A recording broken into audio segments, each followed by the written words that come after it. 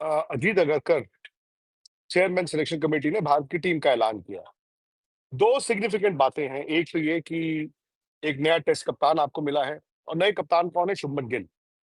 जब आप शुभमन गिल को कप्तान बनाते हैं, तो ज़ाहिर तौर पर ये 1 सीरीज़ या 6 महीने या 8 महीने या 12 महीने के लिए आपने कप्तानी नहीं दी है। ये आपने एक लॉन्ग टर्म विज़न के तहत शुभमन गिल को कप्तान बनाया है। क्योंकि अगर आप सिर्फ़ इंग्लैंड सीरीज़ देख रहे होते, तो आपके पास और भी ऑप्शंस थे, आपके पास और भी विकल्प थे, जिसमें शायद केएल राहुल भी थे, शायद बुमराह भी थे। हालाँकि मुझे ये लगा कि बुमराह को जब इन्होंने कप्तानी की रेस से खुद ही बाहर किया, तो अब आने वाले वक़्त में बुमराह टेस्ट क्रिकेट कितनी खेलते हैं, मुझे भी नहीं पता।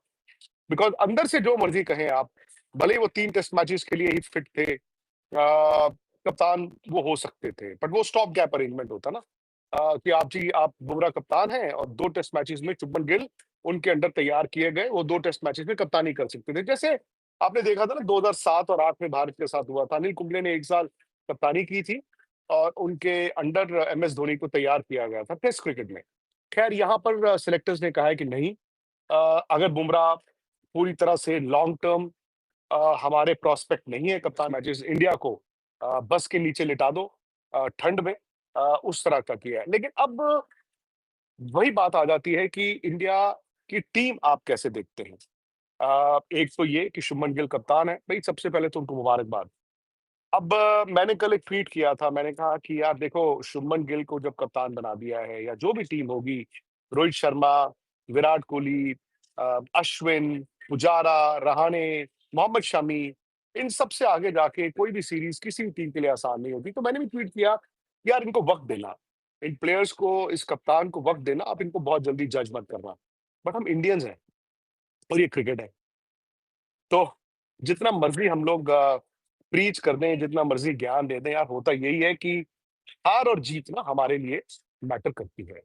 लेकिन ऐसा भी नहीं है कि यार इंग्लैंड जा रहे हैं तो आप हारने के लिए जा रहे हैं। क्यों हारने के लिए जा रहे हैं? क्या इंडिया जीत नहीं सकता?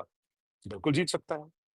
अब अगर आप जो 18 लड़कों की टीम का ऐलान हुआ, और जब आप 18 अनाउंस करते हैं ना, और ये माज़ी में भी, अपने हिस्ट्री में भी देखा होगा, जब 18 आप अनाउंस करते हैं, तो कहीं न कहीं आप ये एडमिट करते हैं कि हमें नहीं पता कि हमें किस तरह की 11 चाहिए। हमें नहीं पता हमें रिज़र्व्स क्या रखे जाने चाहिए। और 18 का मतलब है कि आप रिज़र्व्स पे आपने ज़्यादा ध्यान दिया है, कि यार इसका बैकअप वो होना चाहिए, उसका बैकअप वो होना चाहिए, उसका बैकअप वो होना चाहिए। ये मेरे ख्याल से एक डिफेंसिव माइंडसेट है। एक फॉर्मर इंडिया कैप्टन थे, अपने ज़माने में वो सिलेक्टर भी रहे।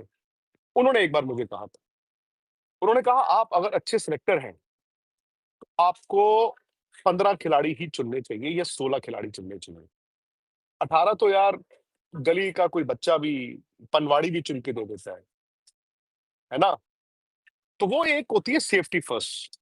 आपने 18 चुन लिए क्योंकि आप फास्ट बॉलर्स का बैकअप चाहते थे, फेयर इनफ। वो ना एक सेफ्टी फर्स्ट होता है कि यार हम हर रास्ते को कवर कर लें। हम इस दरवाजे पे भी रखें, उस दरवाजे पे भी रखें, उस दरवाजे पे भी रखें, उस दरवाजे पे भी रखें, तो कोई ऐसी चीज़ ना हो जो छूट जाए। बट क्या वो अटैकिंग माइंडसेट होता है? I don't know. हाँ, इंडिया ने अपने सारी बेसिस कवर करने की कोशिश की। अब मैं एक-एक कर सारी चीज़ों की बात करता हूँ, फिर उसके बाद कोशिश करते हैं कि भारत की जो आइडियल 11 हेडिंग्ले के लिए हो सकती है, जो हमें लगता है वर्सेस जो शायद वो चुनना चाहते हैं, इस टीम को देखते हुए, उस पर भी हम विचार करेंगे। इंडिया 3 स्पिनर्स लेके जा रहा है, इंग्लैंड में। 5 टेस्ट मैच की सीरीज़ है, 3 स्पिनर्स लेके जा रहा है। उनमें से अस्सलामुअलैकुम दोस्तों। इंडिया और पाकिस्तान की वार तो सीज़ फायर के चलते ख़त्म हो चुकी है, लेकिन इंडिया और पाकिस्तान में ऐसे ऐसे क्रिकेट को लेकर बदलाव आए हैं जिन्हें कोई भी एक्सपेक्ट नहीं कर रहा था। सबसे पहले हम बात करें इंडियन टीम के कैप्टन रोहित शर्मा की, जिन्होंने टेस्ट क्रिकेट से अपनी रिटायरमेंट का ऐलान कर दिया है, या फिर ऐसा कहें कि उन्हें फोर्स किया गया है कि वो रिटायरमेंट ले लें। और दूसरी तरफ किसी के वहमो गुमान में भी नहीं था कि the king of cricket Virat Kohli भी रिटायरमेंट का ऐलान कर देंगे, क्योंकि चैंपियन ट्रॉफी जीतने के बाद विराट कोहली ने मीडिया टॉक करते हुए कहा था कि वो 2027 तक खेलेंगे, लेकिन इन 2-3 हफ्तों में अचानक ही विराट कोहली ने रिटायरमेंट का ऐलान कर दिया है कि वो अब टेस्ट क्रिकेट नहीं खेलेंगे। हालांकि सुनील गावस्कर और काफ़ी क्रिकेटर्स ने उन्हें फोर्स किया है कि वो रिटायरमेंट ना लें, क्योंकि विराट कोहली के 10,000 रन पूरे होने को सिर्फ 700 रन ही रहते हैं कि वो इंग्लैंड का दौरा पूरा करें और अपने 10,000 रन पूरे करें। लेकिन उन्होंने किसी की ना सुनी और रिटायरमेंट का ऐलान कर दिया। अब इसके पीछे की जो वजह सुनने में आ रही है कि विराट कोहली ने इंग्लैंड के दौरे में कैप्टेंसी का मुतालबा किया है, क्योंकि रोहित शर्मा तो रिटायरमेंट ले चुके हैं, वो तो नहीं जाएंगे। जाहिर है कि कैप्टेंसी किसी सीनियर प्लेयर को ही देनी चाहिए है, लेकिन गौतम गंभीर और दूसरे कोचेज़ ने विराट कोहली को मायूस किया है और शायद इसी के चलते विराट कोहली ने गुस्से में आकर रिटायरमेंट का ऐलान कर दिया है और अब टेस्ट क्रिकेट के नए कैप्टन का ऐलान बहुत ही जल्द कर दिया जाएगा।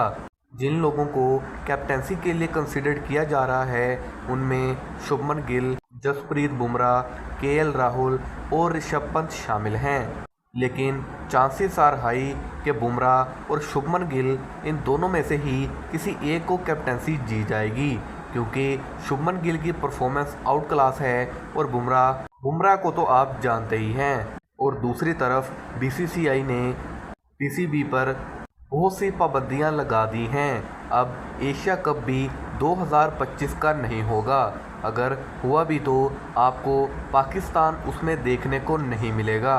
और बीसीसीआई ने पाकिस्तान के काफ़ी बड़े बड़े क्रिकेटर्स, फॉर्मर क्रिकेटर्स के ट्विटर, इंस्टाग्राम और यूट्यूब चैनल को इंडिया में बैन कर दिया है।